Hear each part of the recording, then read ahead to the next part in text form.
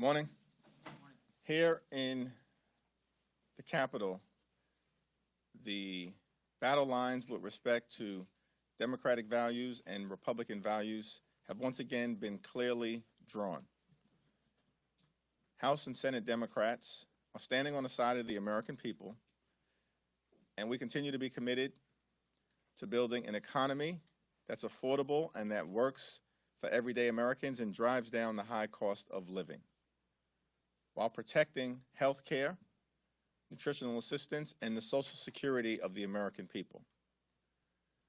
Donald Trump and extreme MAGA Republicans are doing everything they can to tank our economy, drive us toward a recession, and gut the health care of the American people by visiting upon them the largest Medicaid cut in history, along with the largest cut to nutritional assistance in American history, all in service of enacting massive tax breaks for their billionaire donors like Elon Musk. It's a toxic scheme that they cannot hide from because it continues to be on full display on the House floor and on the Senate floor for the American people.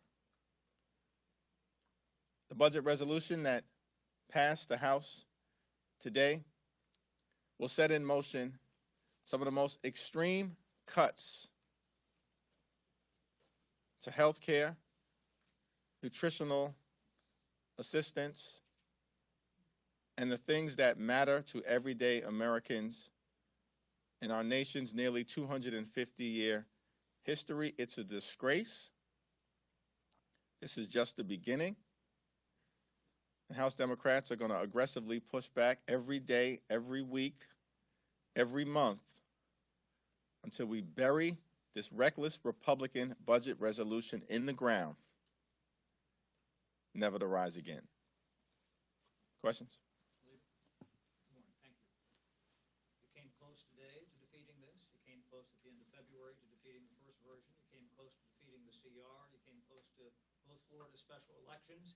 Is that just the plight of the minority? At what point will you pull an upset? In January, Donald Trump announced that the Office of Management and Budget was going to freeze spending all across the federal government, including freezing Medicaid spending. In less than 48 hours, Donald Trump and the White House reversed themselves. I've never seen that happen to an American president within his first 10 days in office. Reversed himself. That's not coming close. That's losing.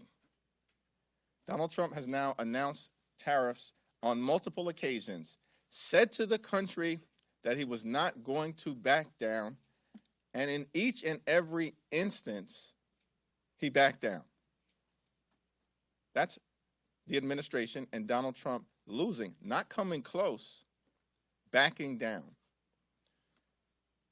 They've lost special election after special election after special election. You're citing two races in Florida that Donald Trump won by 30 and 37 points respectively. Did anyone reasonably expect that those races would be won by Democrats? Of course not. Why were they even close is the question. But we're not citing the Florida special elections. We're citing the special election in Iowa that they lost, in New York in February that they lost, in Pennsylvania in a district that Donald Trump won by 15 points, in a state Senate race that they lost, and a crushing defeat, a complete and total repudiation of Donald Trump, Elon Musk, and right-wing conservatives in Wisconsin in a battleground state. Is that close, as per your question, or were those losses? The answer is plainly clear. On your Medicaid messaging, it's our understanding that the Democrats have taken out a number of billboards in battleground districts and saying that the Republicans want to cut Medicaid, and the Republicans have sued, and the advertising companies have taken those billboards down. I'm wondering if you can comment on that, on the Republicans' suits, first of all, and do you have, the Democrats have a strategy for countering that so that your message does get out? Republicans can run from their proposal which is the largest Medicaid cut in American history, but we will never allow them to hide. The budget resolution that Republicans passed in February calls for $880 billion in cuts within the jurisdiction of the Energy and Commerce Committee, which just so happens to have jurisdiction over Medicaid. Earlier today, the House Republican leader, the Speaker, and the Senate Republican leader both confirmed that their goal was to visit upon the American people at least $1.5 trillion in spending cuts. The Congressional Budget Office, nonpartisan, has affirmed publicly that the only way to achieve that level of spending cut, $1.5 trillion, is to gut Medicaid along with supplemental nutritional assistance and a whole host of other things that will harm the American people. Republicans have been ordered in the House not to hold town hall meetings because they are afraid to face the wrath of their own voters. They can run, but they cannot hide. And now that the committee process has been set in motion in connection with the budget resolution, they will have to spell out the very cuts to Medicaid and other programs that we have been making clear for weeks now they are determined to visit on the American people. Thank you, Mr. Leader.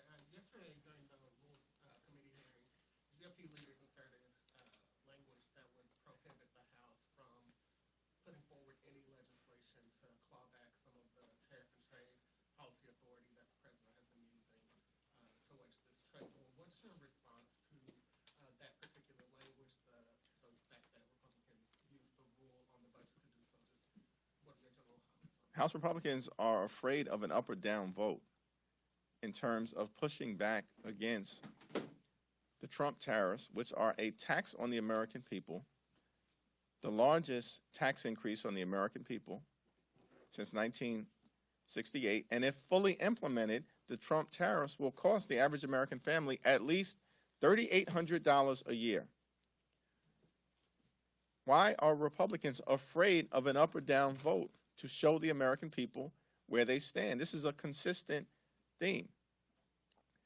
They are unwilling to defend their policies before the American people. I politely requested that Speaker Johnson agree to a debate on the House floor, a colloquy, as it's formally known. We have yet to hear back from him. What are they afraid of in terms of communicating with the American people? They spent a lot of time over the last several months trying to lecture America that they have some big mandate. If you have a big mandate, put bills on the floor for an up or down vote and agree to debate us in an unrestrained fashion. Show up, stand up, and defend your positions before the American people.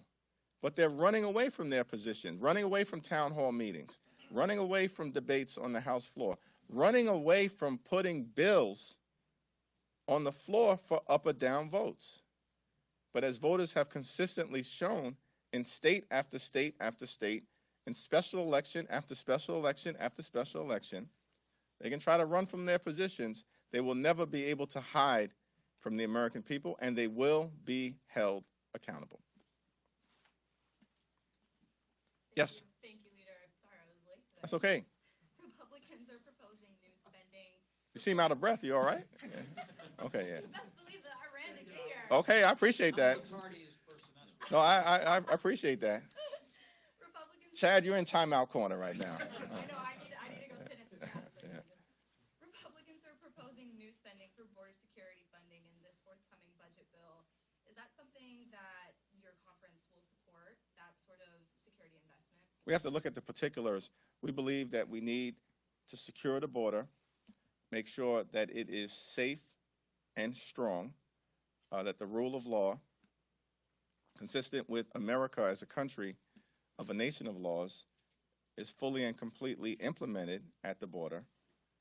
We believe we have a broken immigration system and we need to fix it in a comprehensive and in a bipartisan way. And we also believe that we must always defend dreamers, farm workers, and law-abiding immigrant families and protect them from aggressive overreach by the Trump administration. Those are the principles that we have consistently articulated publicly and privately to our Republican colleagues as it relates to finding some common ground on the immigration issue.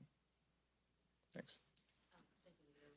A lot of your colleagues are going to go out to Republican town halls this recess. What is your schedule like, and what are you planning to do the next 2 weeks in the House? Well, I'll be actively participating in the Save Social Security, a day of action that we are going to have on Tuesday, on the Medicaid Matters day of action that we're having on Thursday, and then, you know, in the week of action that we are going to have across the country and beyond with respect to the cost of living issue.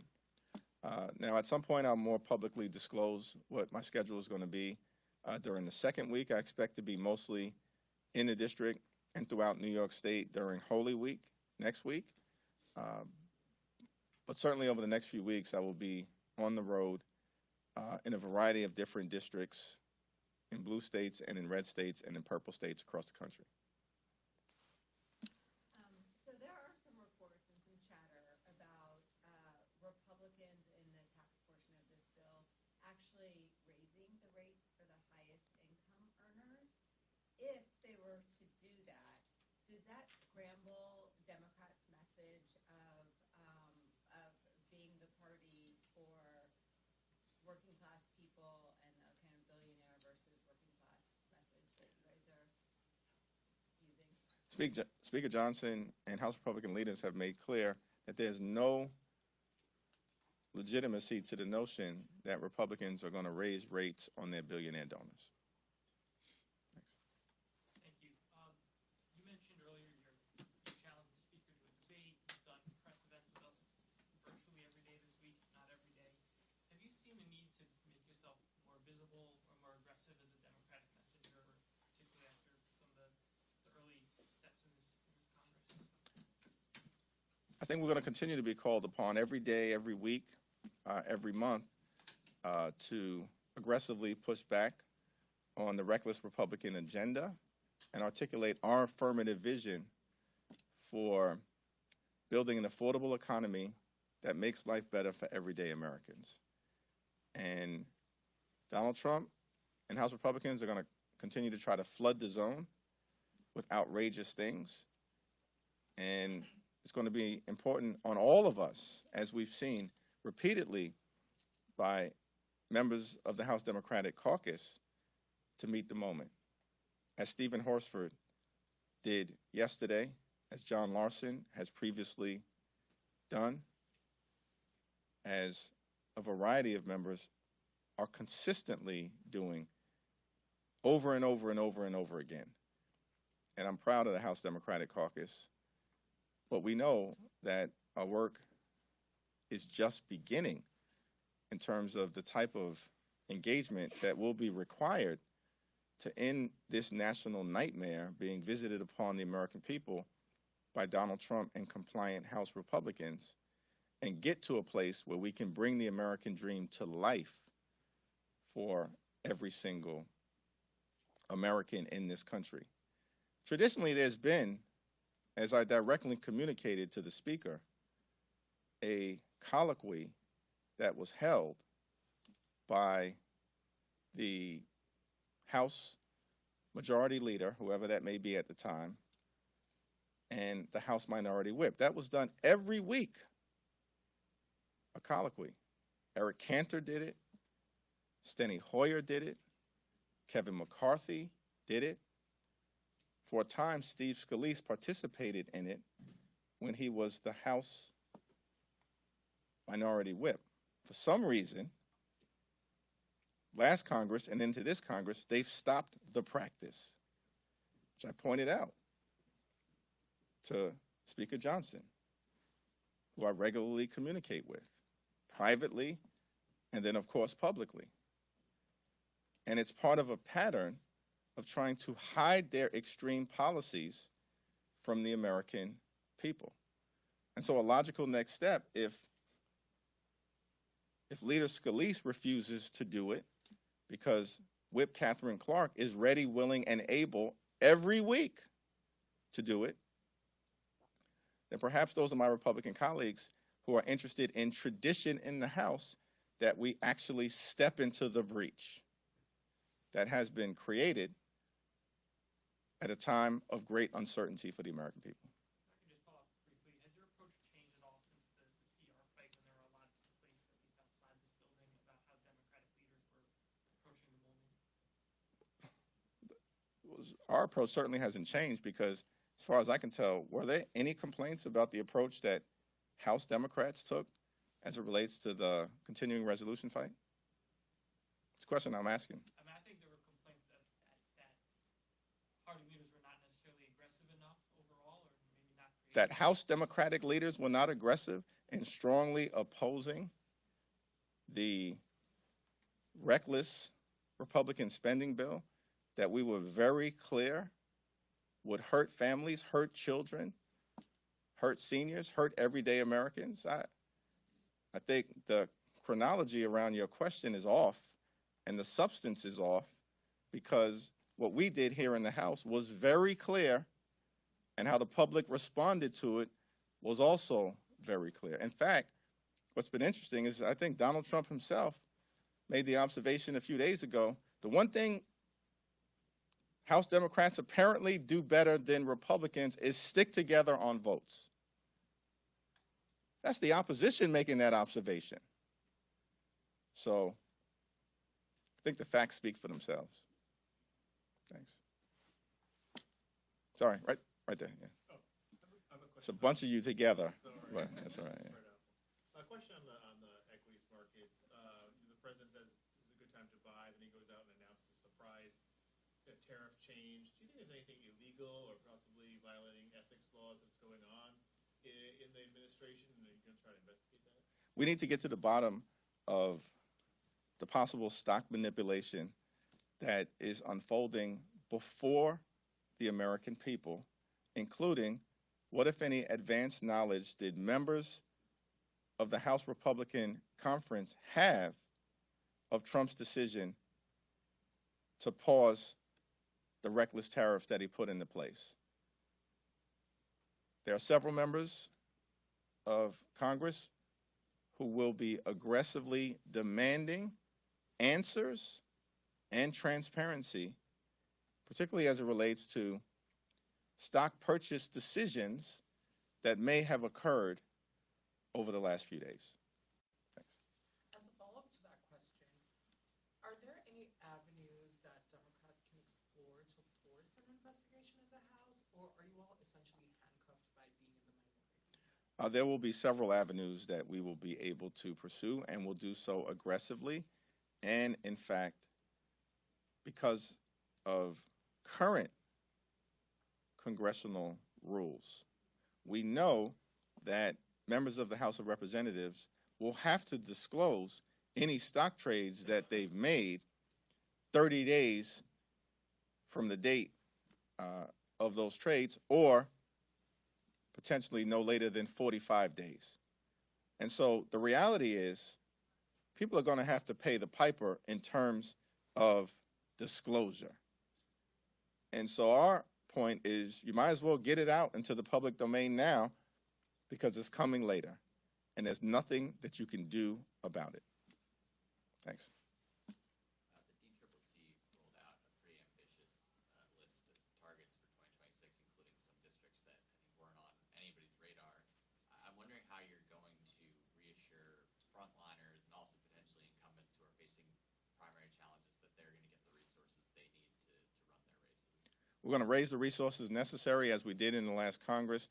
DCCC has consistently outraised the Republican National Campaign Committee, notwithstanding the fact that House Republicans are in the majority. That was the case in the last Congress. That will be the case in this Congress, as already demonstrated by the January and February numbers, we will continue to make clear that in terms of spending priorities, that our frontline members are first amongst equals, because you cannot achieve addition, and we only need to flip 3 seats in order to take back the majority, but you cannot achieve addition if you allow subtraction to take place. So we're committed to making sure that every single frontline member returns to the House of Representatives after the November 2026 election. Do you still believe there should be litigation in Texas over filling the late Sylvester Turner's seat now that a special election has been scheduled? We're taking a hard look at it to determine what is the rationale for delaying the special election by approximately 8 months, given that the Honorable Sylvester Turner passed away on March 5th. Last question, thanks. It's unclear whether House Republicans will be able to suspend the debt limit on their own, and the X date is coming up in August or September, according to CBO. If Democratic votes are needed to suspend the debt limit, what are some policy concessions that you would want, or would you be asking for something like that? We'll continue to make clear that we are not going to provide a blank check to Donald Trump and extreme MAGA Republicans to enact massive tax breaks for their billionaire donors like Elon Musk, while at the same time using that blank check to try to slash healthcare programs like Medicaid and literally take food out of the mouths of children by enacting the largest cut to nutritional assistance in American history. Those are the top lines. We've been very clear, public, and transparent about it, and the ball is now in the court of the Republicans who claim some big mandate when we know that it does not exist. Thank you.